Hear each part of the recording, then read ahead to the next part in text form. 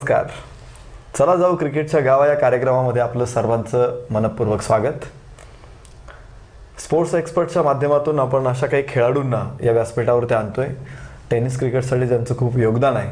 वेगवेगळ्या माध्यमातून ही लोक टेनिस क्रिकेटशी जोडली गेलेली आहे आणि त्यामुळे हा टेनिस क्रिकेटचा खेळ आणि ही माणसं ही लोक खास करून जगासमोर आणण्याचा हा प्रयत्न आहे. चला जाऊ क्रिकेटच्या गावा. आज या कार्यक्रमाच्या अंतर्गत एका अशा व्यक्तीला आपण भेटणार आहोत की ज्यांचं टेनिस क्रिकेटचे एक चांगले खेळाडू आहेत. खेळाडू असतानाच नवीन खेळाडूंना तयार करण्याचं देखील त्यांचं खूप मोठं कौशल्य आहे आणि त्याचबरोबर आज आपण पाहत असतो की स्तंभांच्या माध्यमातून वेगळ्या लेखांच्या माध्यमातून ज्यांनी टेनिस क्रिकेटच्या खेळाडूंना सातत्यानं प्रसिद्धीच्या झोतामध्ये ठेवलेलं आहे. खरं तर ही गोष्ट महत्त्वाची आहे कारण आपण पाहतो की टेनिस क्रिकेटचे खेळाडू आहे, सोशल मीडिया किंवा यूट्यूब लाईव्ह चॅनलच्या माध्यमातून अनेक वेळा आपण ह्या खेळाडूंचे व्हिडिओ पाहतो, परंतु प्रिंट मीडिया असेल किंवा लेखन कौशल्य किंवा अशा संदर्भातले पत्रकार आपल्याला या खेळामध्ये दिसत नाहीत. परंतु आज जे पाहुणे आपल्याकडे आलेले आहेत त्यांनी खास करून खेळाडूंची या बाजूंना जगासमोर आणण्याचा प्रयत्न केलेला आहे आपल्या लेखणीच्या माध्यमातून आणि म्हणून अशाच एका क्रिकेटच्या अवलियाला कम रायटरला आपण भेटणार आहोत. त्यांचं नाव आहे मयूर सरडे. नमस्कार मयूर सरडे, तुमचं स्वागत आहे या मंचावरती. धन्यवाद. तुमच्याविषयी चाहत्यांना सुद्धा खूप जाणून घ्यायचे, तुमच्या लेखणीबद्दल जाणून घेतले, परंतु कोण आहे, काय आहे हा मयूर सरडे? क्रिकेटची आवड तुम्हाला कशी लागली हा पहिलाच प्रश्न असेल तुमच्यासाठी. क्रिकेटची आवड म्हणजे पहिल्यापासूनच आमच्या गावात सर्वांनाच क्रिकेटची आवड होती. गावातील बिपिन चौधरी तुमचे मित्र, त्यानंतर संजय तांबे असन, असे बरेचसे खेळाडू होते की आम्ही त्यांच्याकडे बघून शिकायचो क्रिकेट. म्हणजे आवड व्हायची, चला ते इकडे खेळायला गेले, तिकडे खेळायला गेले, इकडे नंबर मारला, तिकडे नंबर मारला, अशी एक त्यांच्याबद्दल एक आवड होती. आणि ते पाहता पाहता मग आपणही पण खेळायला पाहिजे अशी एक प्रकारची आवड झाली. आणि त्यांच्या बरोबर खेळायचा योग नाही आला कधी, कारण त्यांच्यामध्ये आपल्याला बॅटिंग मिळणं किंवा आपल्याला बॉलिंग मिळणं हे क्वचितच घडायचं कधीतरी, पण त्यांचा अनुभव जो होता तोच खूप चांगल्या प्रकारचा होता. नक्कीच.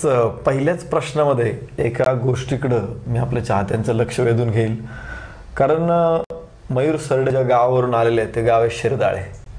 छोटंसं गाव आहे, एकदम डोंगर पठारावरती बसलेलं हे गाव आहे आणि फार तर 200-300 लोकवस्तीचं गाव आहे.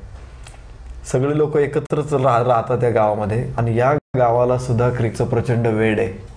तुम्ही लक्षात घ्या की क्रिकेट हा भारतामध्ये कुठपर्यंत पोहोचलेला आहे आणि टेनिस क्रिकेट, खरं तर लेदर क्रिकेट हा थोडासा खर्चिक खेळ आहे, परंतु टेनिस क्रिकेट हा ग्रामीण भागातील खेळाडूंसाठी, तरुणांसाठी हा एक सोपा खेळ आहे आणि त्याचमुळं या खेळाकडं आकर्षित झालेले तरुण आपल्याला बघायला मिळतात. मयूर सरडे अशाच एका गावातून आलेले आहेत आणि ज्यांनी टेनिस क्रिकेटमध्ये एक वेगळं कौशल्य आपलं सिद्ध केलेलं आहे.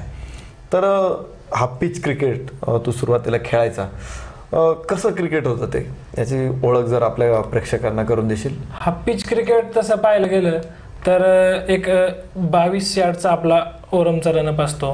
हा रनअप 14 यार्डचं मधलं पिच असतं. 14 यार्डमध्ये जागेवरती उभे राहून गोलंदाजांनी गोलंदाजी करायची. अच्छा. अशा प्रकारचं क्रिकेट. त्याच्यानंतर स्पीडनी बॉल टाकणं, त्याला काही लिमिट बिमिट असं काही विषय नसतो, पण प्रोटेक्शन नसल्यामुळं मग ते धोकादायक होतं शरीराला, पण ती सवय होऊन गेली होती एक शरीराला, आपण खेळतो काही हरकत नाही.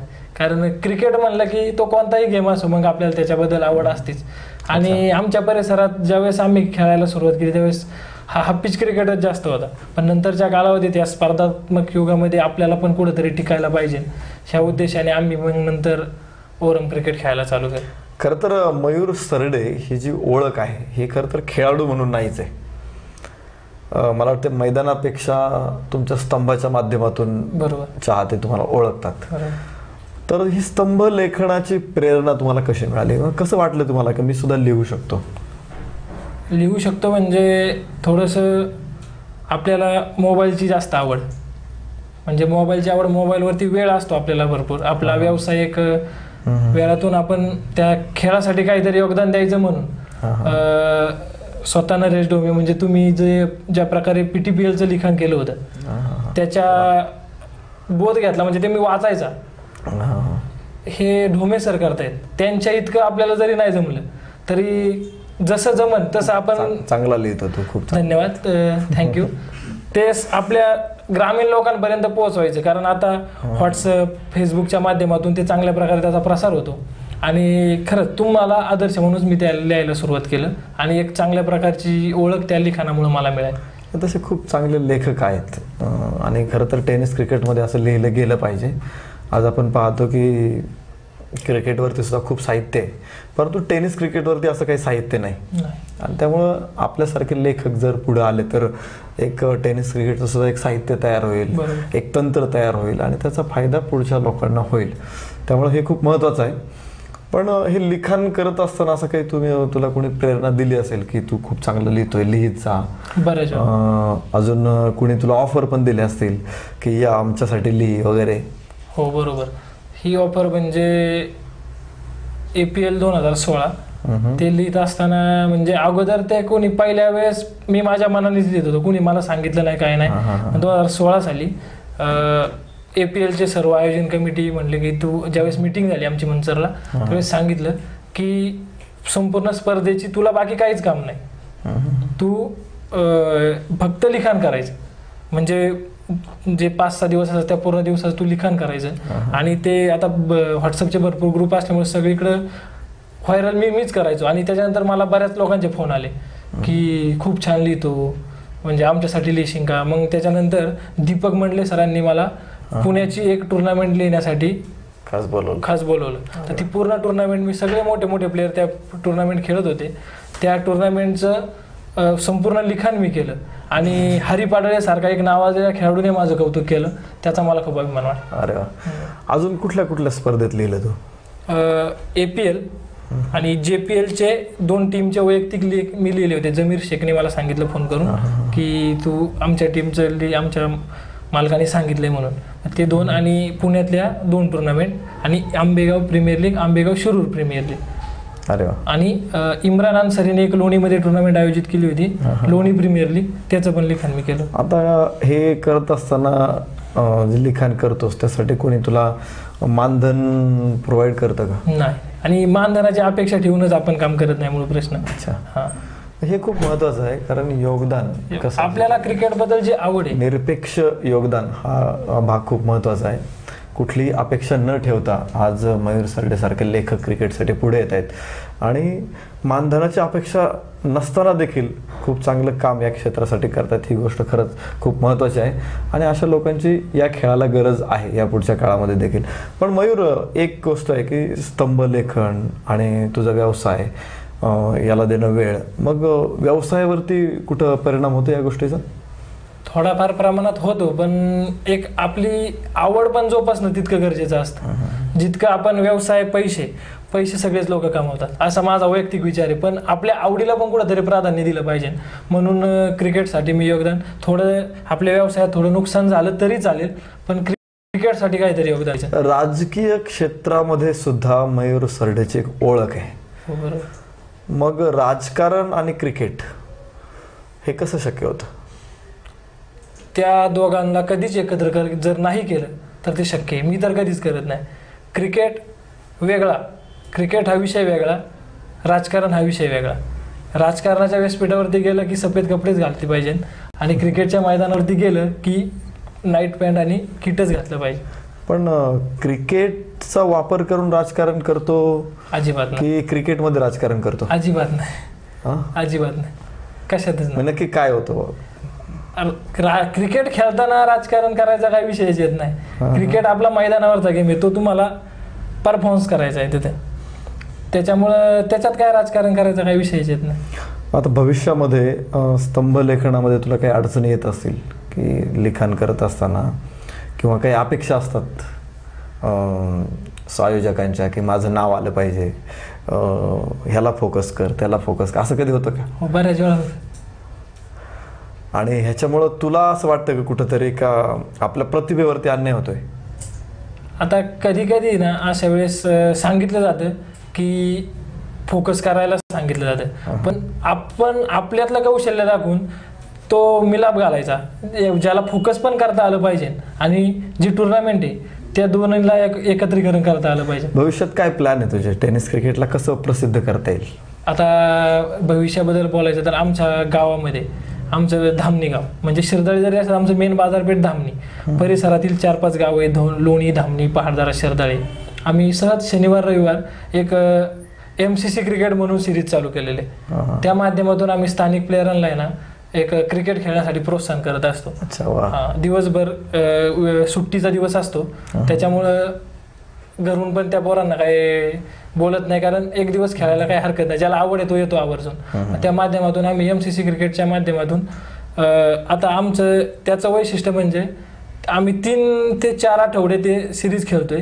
तर आता गेल्या आठवड्यामध्ये ज्याने आंबेगाव प्रीमियर लीगचं बेस्ट बॅट्समन पटकावलं असं विनय वाबळे आणि सूर्या सावंत जो एक चांगला प्लेअर आहे आंबेगाव तालुक्यातला, गणेश बांगर, हे असे मोठमोठाले प्लेअर आमची MCC सिरीज खेळायला आले होते. हा, तर त्याच्यामुळं मग त्यांनी पण आमचं अभिनंदन केलं की आम्ही चांगल्या प्लेअरांना वर आणतोय.